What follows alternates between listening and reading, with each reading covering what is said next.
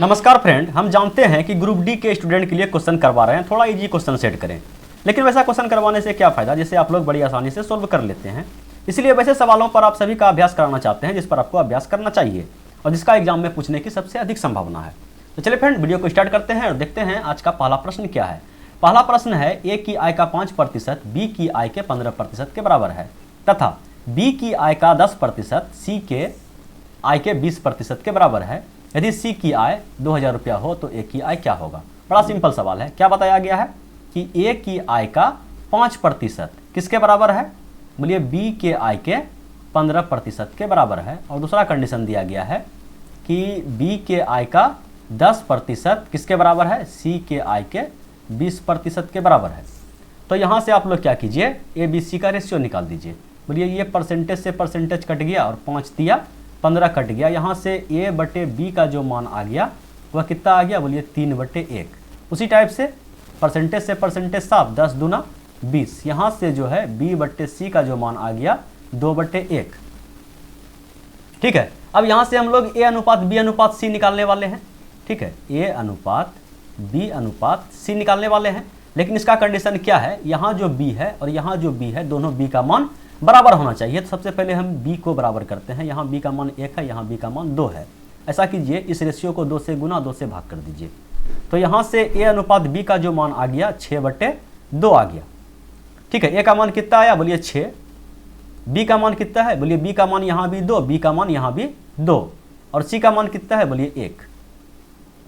और बताया गया है यदि c की आय 2000 रुपया हो, ठीक है, केवल c मतलब एक का मान कितना दिया गया है, 2000 रुपया। तो किसका पूछा है, एक की आय क्या होगा। एक की आय कितना है, बोलिए 6। अगर एक का मान 2000 रुपया तो 6 का मान कितना, 6 दूना 12000 रुपया। बोलिए कोई दिक्कत तकलीफ परेशानी, बोलिए कोई दिक्कत तकलीफ परेशानी नहीं है। फिलहाल इस सवाल को सोल्व कीजिए। प्रश्न क्या है, एक रेलगाड़ी अपने ही दिशा में दौड़ रहे 2 व्यक्ति को 8 सेकंड तथा 9 सेकंड में पार कर जाती है।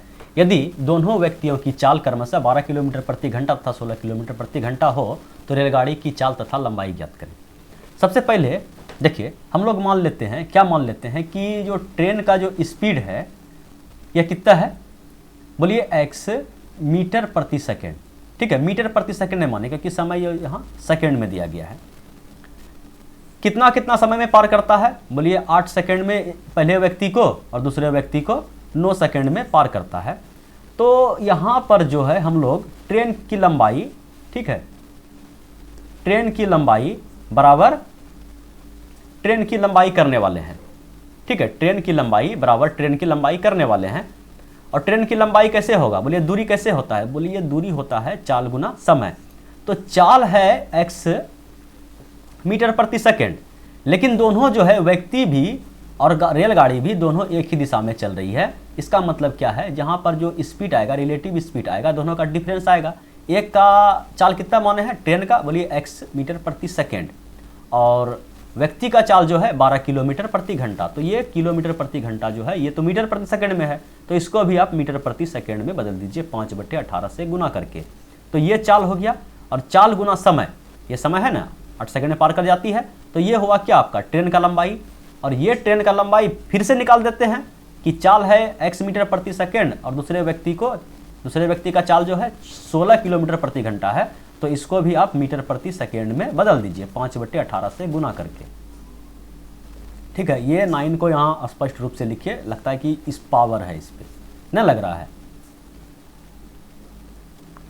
तो चलिए, ये 8 सेकेंड था और ये आपका 9 सेकेंड था। ये ट्रेन की लंबाई है और ये भी ट्रेन की लंबाई है। समझ पा रहे हैं ना, बोलिए हाँ समझ में आ रहा है। देखिए कटने वाला है लेकिन कटाइए कुछ नहीं, डायरेक्ट गुना कीजिए। बोलिए यहाँ से हो गया 8x और ये हो गया 12 पंचे 60 और 8 45 8 6 48, 480/18। और यहाँ से 9x और माइनस 16 पंचे 80 8 9 72। ठीक है, यहाँ से क्या कीजिए, सभी x को एक साइड कीजिए। तो यहाँ हो गया आपका x और ये हो गया आपका 720/18 और माइनस में ये 480/18। अगर यहाँ पे आप एलसीएम लीजिएगा तो चलिए हम इधर लिखते हैं। एलसीएम अगर लीजिए तो एलसीएम आ गया आपका 18 और ये दोनों सेम टू सेम है तो 0 और ये हो गया आपका 12 में से 8 गया 4 और ये 6 में से 4 गया 2। तो ये जो x का मान आया आपका, ये किस में आया? बोलिए मीटर प्रति सेकंड में, क्योंकि x का मान हम लोग मीटर प्रति सेकंड में माने हैं। अब ऑप्शन देख लेंगे, अगर ऑप्शन मीटर प्रति सेकंड में है तो यहीं पे हम लोग चिपका देंगे भाग दे करके। अगर किलोमीटर प्रति घंटा में हो तो फिर इसको हम 18/5 से गुना कर देंगे। 18 से 18 आपका कट जाएगा और ये आपका कट जाएगा कितना बार में? बोलिए 5 से कटेगा 4 बार में 20 और ये हो जाएगा 8 बार में 40।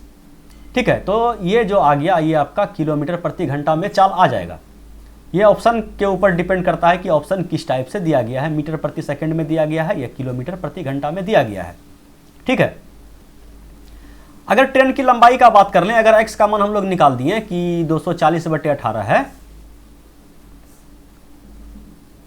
तो यहां पर जो है हम लोग x का मान चिपका देंगे। ये भी ट्रेन का लंबाई है आपका और ये भी आपका क्या है? ट्रेन का लंबाई है। किसी एक में आप रख दीजिएगा। चलिए हम इसमें रखते हैं 240/18 x का मान आया है।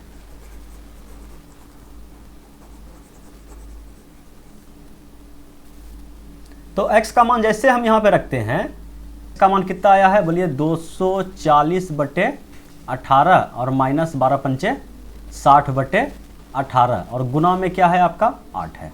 तो यहां से एलसीएम ले लीजिए। एलसीएम आ गया आपका 18 और ये हो गया 0 और ये कितना हो जाएगा? बोलिए 14 में से 6 गया, 6 6 12 13 14 8 और ये हो गया 180। तो ये 180 कितना बार में कट गया? बोलिए 10 बार में। और ये गुना 8 है, देखिएगा ये 8 है, 10 बार में कटा और ये 8 से गुना हो गया तो कितना हो गया? 80। 80 क्या आया? मीटर। याद रखिएगा टोटल मीटर प्रति सेकंड में है, तो ये जो चाल आएगा किस में आएगा? मीटर में आएगा। बोलिए समझने में कोई दिक्कत तकलीफ परेशानी? आपको इसी टाइप से बनाना है। ये तो समझा रहे हैं तो लंबा लंबा कैलकुलेशन हम कर करके समझा रहे हैं ताकि आपको समझने में कहीं पर भी कोई दिक्कत तकलीफ परेशानी नहीं हो।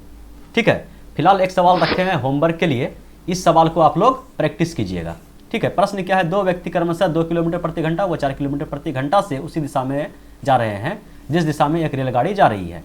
यह रेलगाड़ी इन्हें क्रमशः 9 सेकंड से 10 सेकंड में पार कर जाती है। तो रेलगाड़ी की लंबाई कितनी है? इस सवाल का आंसर जो है आप हमें नीचे कमेंट बॉक्स में दीजिएगा। फिलहाल हम बढ़ते हैं अगले प्रश्न की ओर और अगला प्रश्न ये रहा आपके स्क्रीन पे, इसको भी बनाया जाए। देखिए प्रश्न क्या है? tan theta plus cot theta बराबर x, तो इसका मान पूछा गया। देखिए आपको पता है ना, यहाँ पे tan थीटा और प्लस इसको लिख सकते हैं 1/tan थीटा। बोलिए लिख सकते हैं ना।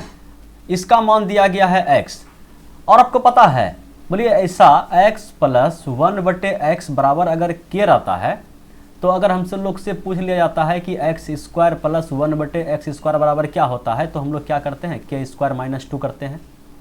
क्यों करते हैं? तो इसको भी तोड़ के पता है, दोनों साइड होल स्क्वायर कर देते हैं तो फिर तोड़ ताड़ के यही आता है।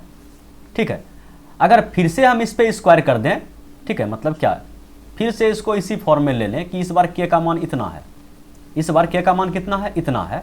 तो कहने का मतलब, और x का मान जो क्या है? x² इस टाइप से है। तो कहने का मतलब इस पे अगर इसको फिर से स्क्वायर के फॉर्म में लाएं तो क्या हो जाएगा? बोलिए यहाँ पे देखिए, तो हो जाएगा x⁴ स्क्वायर पे स्क्वायर क्या हो जाएगा? x⁴ और प्लस 1/x⁴ बराबर क्या होगा? इस पर स्क्वायर मतलब क्या? k² - 2 का होल स्क्वायर और माइनस का 2 होगा ना। बोलिए हाँ, इसको जरा सा सोल्व कर लीजिए। तो ये क्या है? k² मतलब a प्लस b का होल स्क्वायर पे तोड़िए, a माइनस b के होल स्क्वायर पे। बोलिए a² और प्लस का b² और माइनस का 2ab। बोलिए, और ये माइनस का 2, समझ पा रहे हैं? अब यहाँ देखिए, इसको बढ़िया से सरिया लीजिए।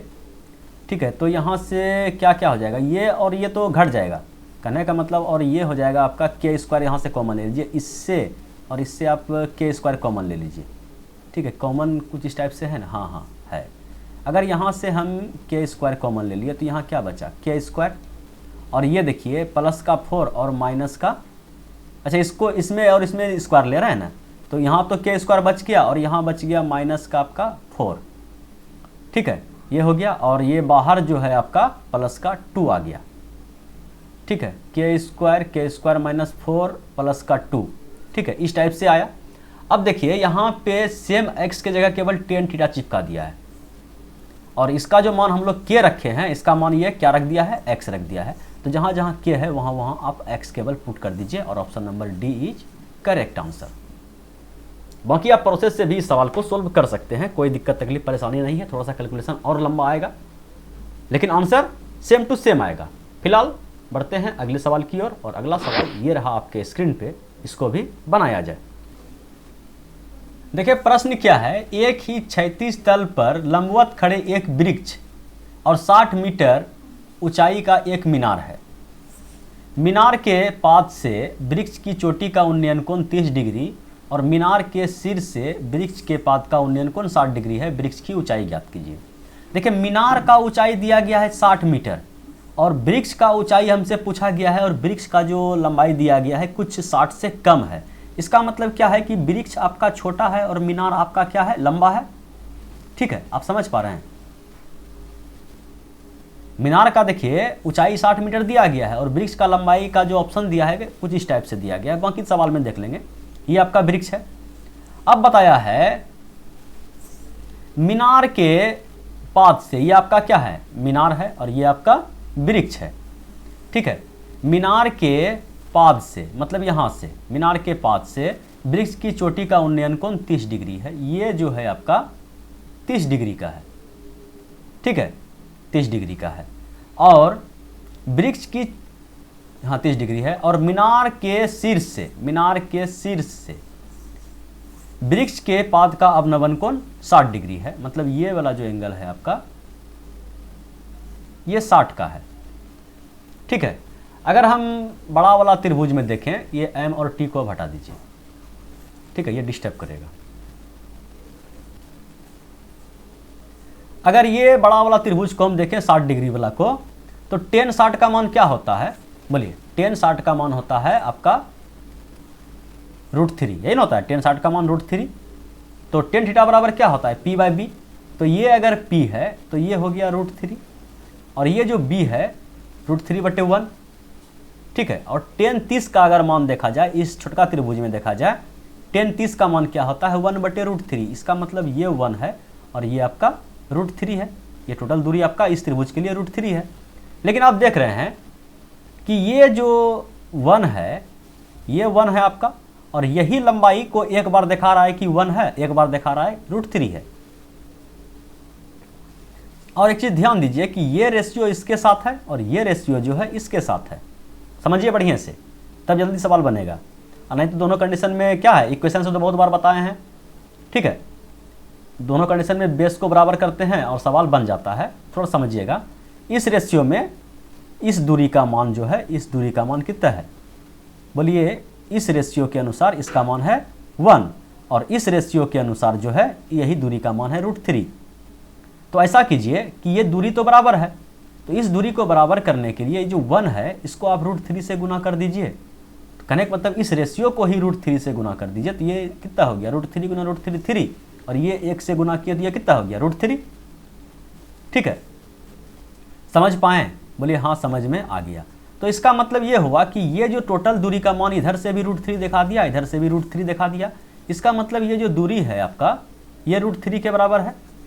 फाइनल से कीजिए अब, ये आपका दूरी √3 के बराबर है और ये दूरी जो है आपका 3 के बराबर है। और दिया गया है कि ये जो 60 मीटर मीनार है, ये जो मीनार है आपका 60 मीटर के बराबर है, 60 मीटर 30 के बराबर है। इस रेशियो में 3 का मान कितना दिया गया है, 60 मीटर। तो क्या पूछा है, तो वृक्ष की ऊंचाई, वृक्ष की ऊंचाई 1 का है। अगर 3 का मान 60 तो 1 का मान कितना है, 20।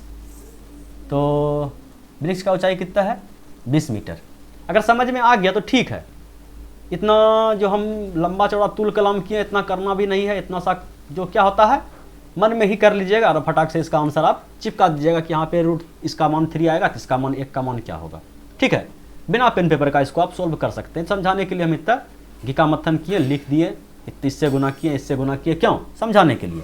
बोलिए, अगर आपको समझ में आ गया तो ठीक है, नहीं तो बाय प्रोसेस जिंदाबाद है। प्रोसेस से भी इस सवाल को 30 सेकंड के अंदर हम लोग सलटा सकते हैं। फिलहाल हम बढ़ते हैं अगले प्रश्न की ओर और अगला प्रश्न ये रहा आपके स्क्रीन पे, इसको भी सलटाया जाए।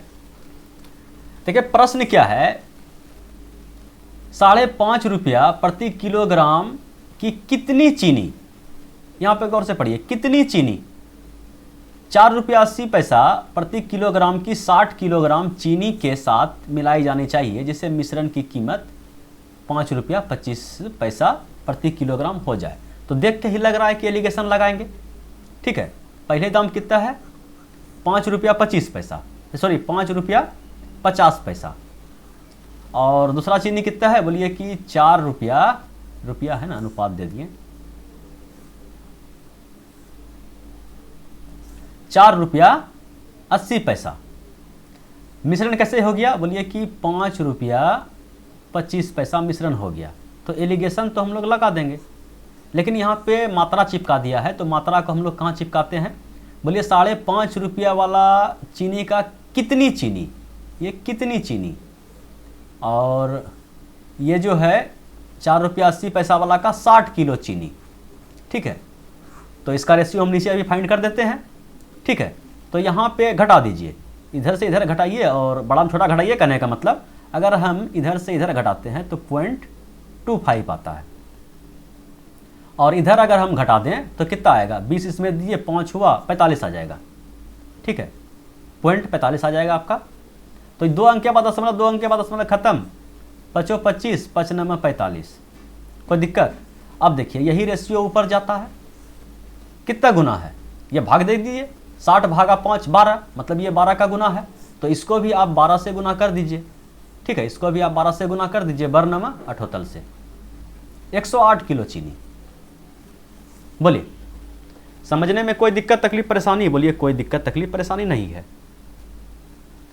चलिए बढ़ते हैं अगले प्रश्न की ओर, और अगला प्रश्न ये रहा आपके स्क्रीन पे, इसको भी सोल्व किया जाए। प्रश्न क्या है, किसी एक शरबत में 15% चीनी है तथा दूसरे शरबत में 5% चीनी है।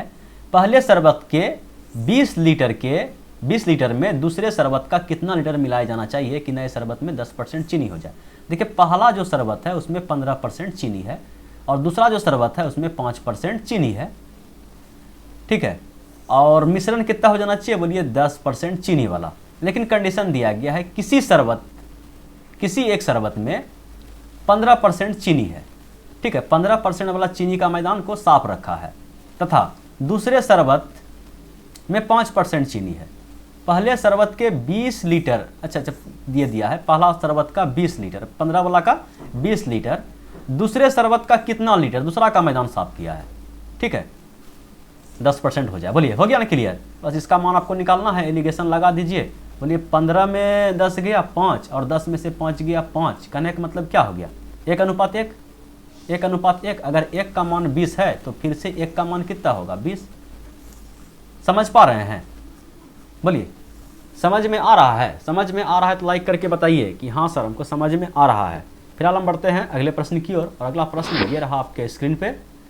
कोई दिक्कत तकलीफ परेशानी नहीं है, ये आज का लास्ट क्वेश्चन था। ठीक है, यही था भैया आज का लास्ट क्वेश्चन। कोई दिक्कत तकलीफ परेशानी नहीं होना चाहिए। कोई दिक्कत तकलीफ परेशानी हो तो बिंदास कमेंट कीजिए। Thank you.